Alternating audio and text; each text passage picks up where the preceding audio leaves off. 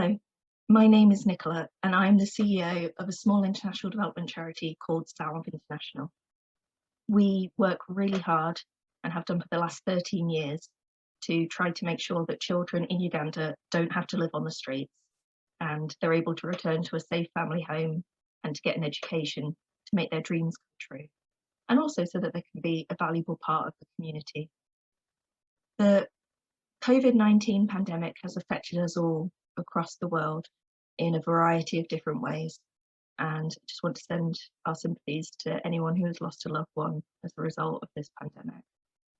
In Uganda, this led to a very strict lockdown to try to protect people from the disease. This lockdown meant that all transport was stopped, both public and private, and this unfortunately made many businesses go out of business. So many more families have been pushed into poverty, and as a result of this, many more children have come to the streets. We've continued to work right through the COVID period. We adapted our services and we've been doing everything we can to help people through this really difficult time. We have girls as young as 8 or 9 years old, and at the moment their only options are to choose to sell themselves to men or to dig through stinking rubbish to try to find something they could sell or eat just to survive. We have cases of girls selling their bodies for the price of a chapati, which is equivalent of 10 pence. As a UK registered charity, we asked the government what was available to us to help us to survive this really difficult time. And we were told to apply to the Small Charity Challenge Fund to try to get funds through that. And that was where there was money available to help small charities like us. So we applied to round 6 of this fund and we were over the moon to be told we'd been successful and they wanted to fund us and it was due to begin very soon.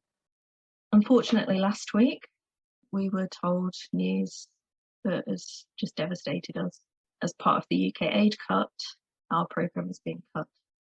That's £50,000 that we were expecting to receive to be able to help these girls now when they need it more than ever. And that's time that we could have spent trying to raise funds in other places.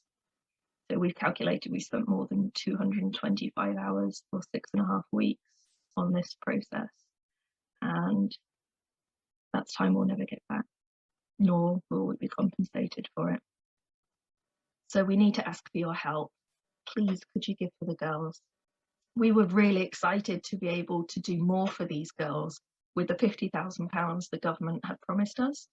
But the problem is, because we were promised that money, we've not fundraised any other money to help to keep our girls programme going. So now even the smaller scale programme we have been running for the girls might have to close. And this would be absolutely devastating because this is when they need us the most. This is when there are more girls than ever turning to the streets. Our girls programme is all around building trust with the girls. We have been running a small girls drop-in centre for them so they can come, access counselling, lessons, and build a trusting relationship with our staff. And from there we can make a plan with them to help them how they could leave the streets, how they could return to a safe family home, how they can plan to go back to school, and maybe what kind of career do they want for the future. Do they want to be a teacher, a doctor, a nurse, an engineer? So anything you can give us now will help us to keep our programme going so that we can keep supporting as many girls as we can to have that opportunity to leave the streets and to have a brighter future. We don't believe any child should be on the streets, and we have over 13 years of experience helping children to successfully leave the streets.